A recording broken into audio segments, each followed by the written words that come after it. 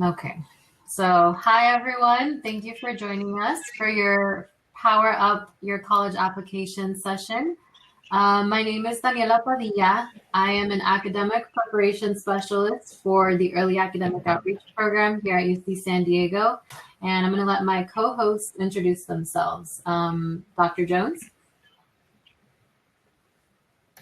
Hi, I'm a professor at UC San Diego in the Education Studies department. And hi, I'm Dana. I work at Create and I'll be helping moderate this session. So if anyone has a question or comment, you can just pop it in the chat.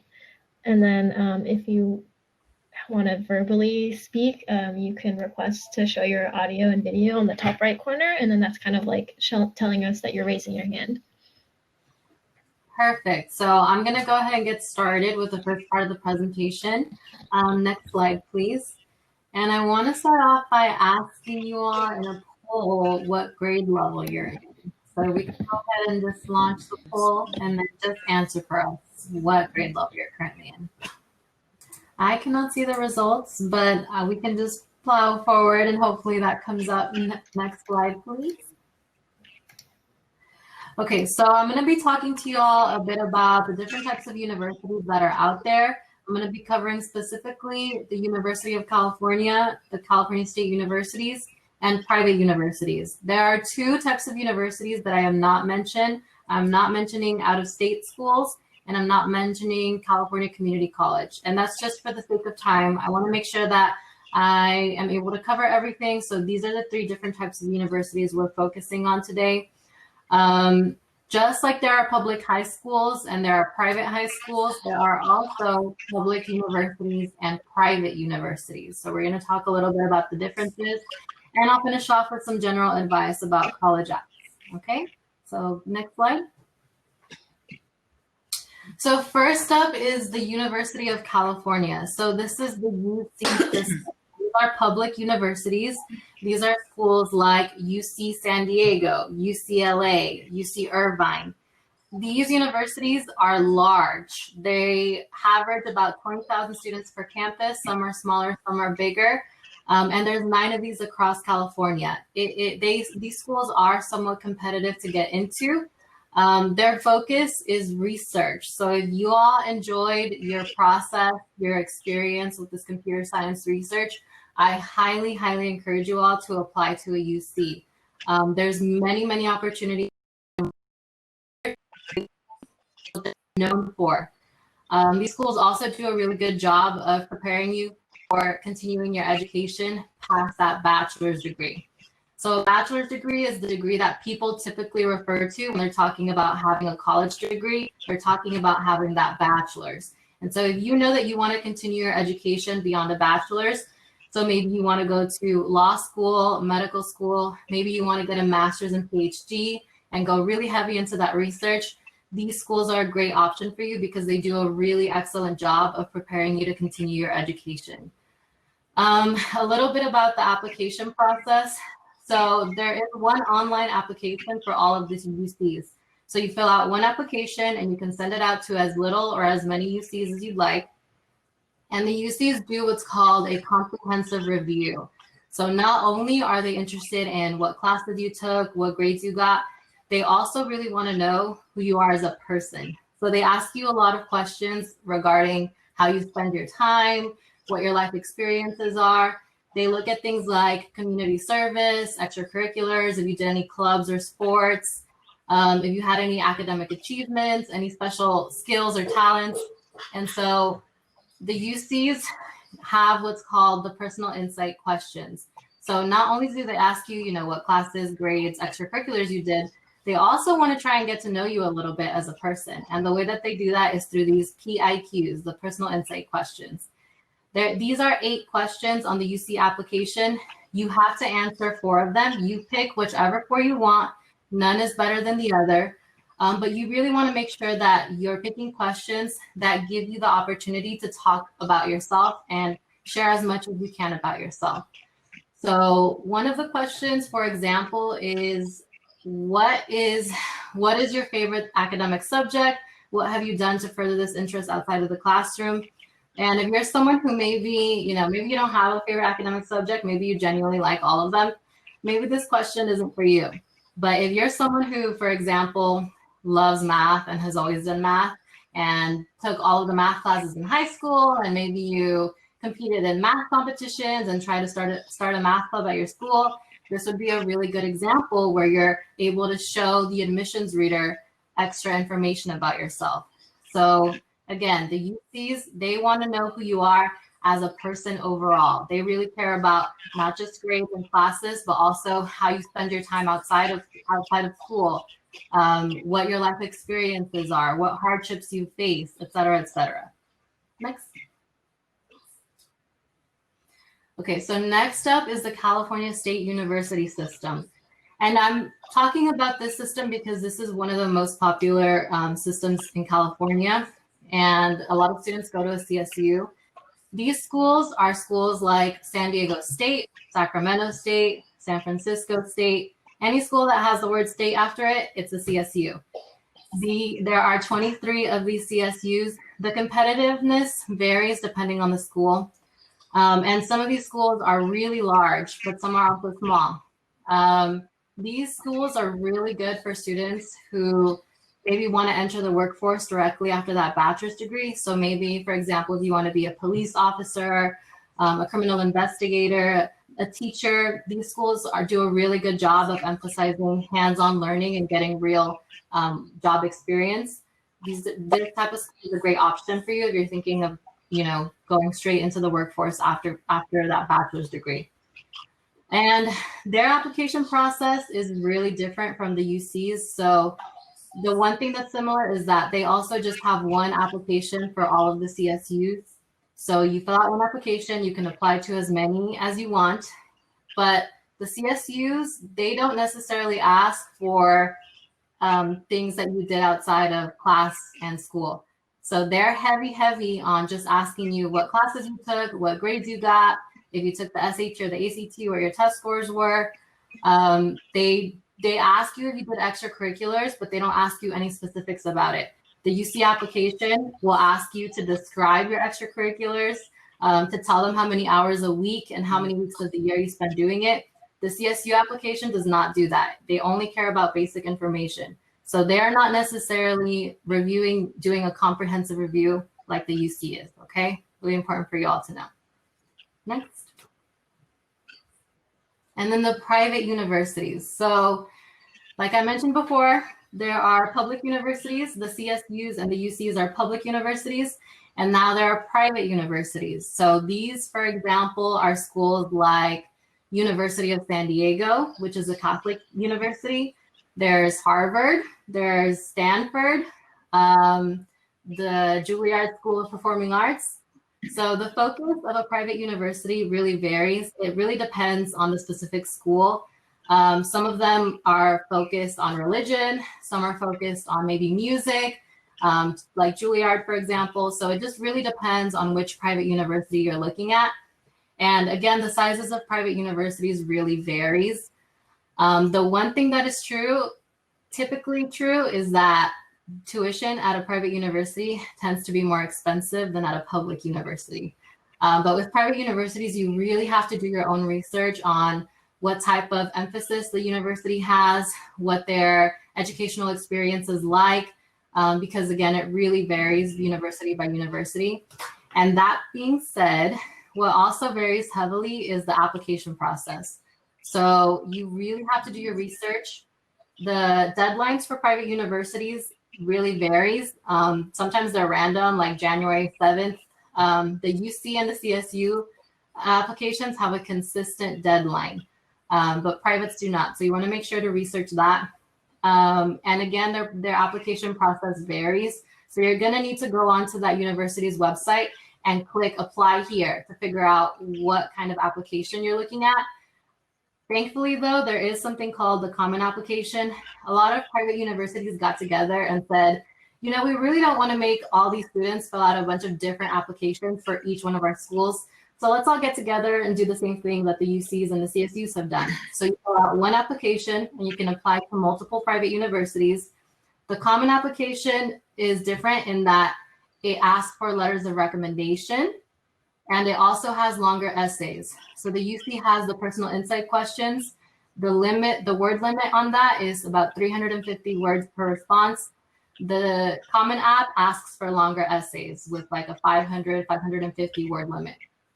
So the Common App also does more of a comprehensive review. They're also trying to figure out who you are as a person, not just necessarily academics. Also, the private universities might have things like interviews or auditions. It really depends, but just heads up. Next slide. Okay, so finishing off with just some general advice on the applications. So first and foremost, when you are all filling out your applications, I want you to think of the application as a way of telling your story. So the application should inform the admissions reader kind of what your life was like in high school, pretty much. So you're talking about what classes you took, what grades you got, but you're also in the UC and the private applications, you're also given a chance to explain maybe how you've grown as a person, what you've learned, why you choose to do the things that you did. So for example, if you played soccer for 3 years, maybe you want to talk about why you love soccer, like why you kept doing it, why you were dedicated. They're really trying to figure out what your story is. And that's how I want you all to think about the college application process is I'm telling these admissions readers, these strangers, what my story is. The purpose of the writing section in the college applications, it's really just to tell the person reading your application who you are. So in your application, there's going to be information on what classes you took, what grades you got. But in the writing section, this is your chance to tell them more about yourself, to inform, you know, some of the data that's already in your app. So if you, for example, struggled academically one semester, maybe you got like a D or an F or a C, then that's your opportunity to explain what was happening. Maybe you were going through a family situation, maybe you just weren't motivated. Again, that section is really your chance to talk about that and inform the rest of your application. Finally, you know, do not write what and how you think the university wants you to write. This is the biggest misconception that I have with students. Write about you. Your application is you telling your story. It can be hard because maybe you never sat down and reflected and thought about your life experience and your story. But at the end of the day, you're just talking about you. And you should be able to talk about you endlessly. You know, you're the expert in your life. So be yourself, be authentic. Don't try and think about what does UCSD want to hear from me or what does Stanford want me to write. Just write what you feel is important and what your story is. And finally, most obvious is just be direct. You have limited word counts. Do not spend too much time trying to give cliche sentences or use eloquent language or using eloquent language that you wouldn't otherwise. Use your words wisely and be direct. And that does it for my section on college application. I wanted to set that up so that you all have an understanding of how to think and what the applications look like. Okay, Dr. Jones.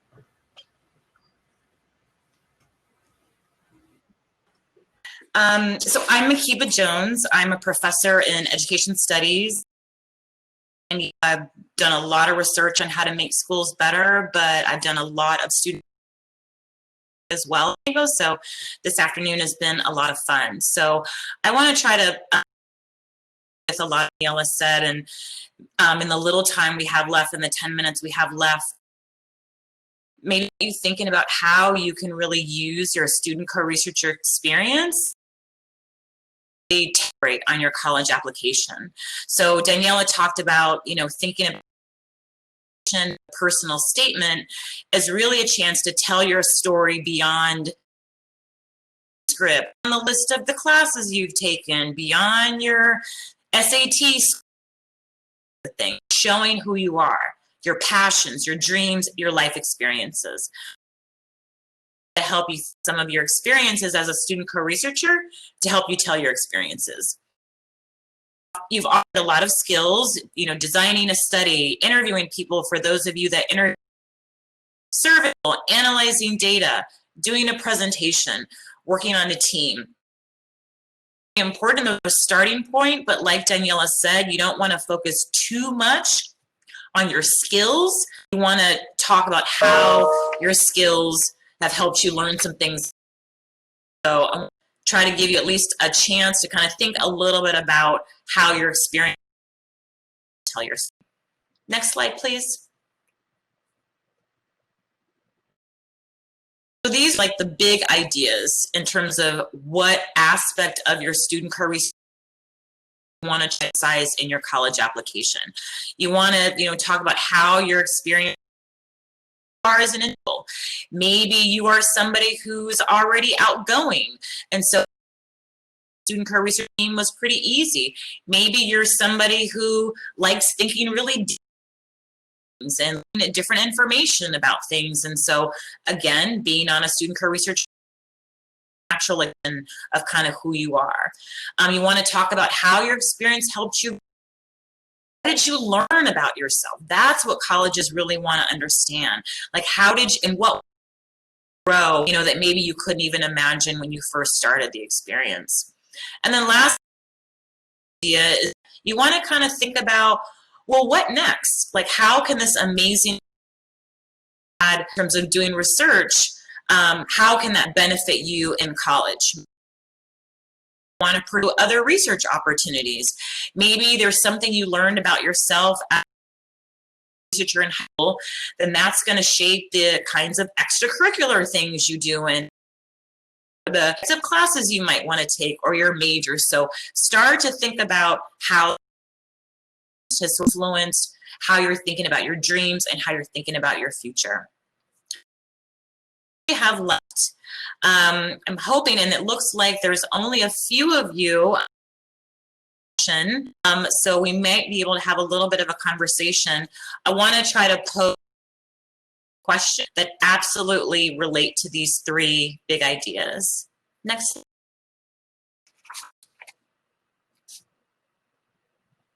And you can either like the lot of us, so some of you can certainly request to share your video and, you know, so that we can kind of hear your thinking about these questions. And if you feel more in the chat, that's perfectly fine as well. But let's maybe start with just the first one. Think of all the things that you've done over the last, you know, 3, 4, 5 months. Your student project, designing a study, working on a team, interviewing people, surveying people, talking to teachers who you've never talked to before, and all the things you've done. And you think about just yourself. What's one thing you're really proud of? And it can be absolutely, there's no thing as a wrong answer, because again, this is about you trying to think about, use your hands to tell a story. So feel free to type in the chat that you're really proud of about your participation, about what you did, what you think you did well. Okay, analyzing data. So you in your college application, you want to say why you're so proud. Right? Why you're proud about that. Because again, you want to tell, you want to give the in your applicant a sense of who you are. Right? So analyzing data, you want to say why you're really proud about that. I'm going to say a little bit about who you are. Might be able to alarm outside, but we're just going to keep it rolling. It might be easy about what you've learned about yourself. That's fine too, right? And that could be anything. One of you, one in the chat, one person says, I'm having a community. That's perfect. That's perfect. That's a great example of a story. Anything else that you're really, something you've learned about yourself? Okay.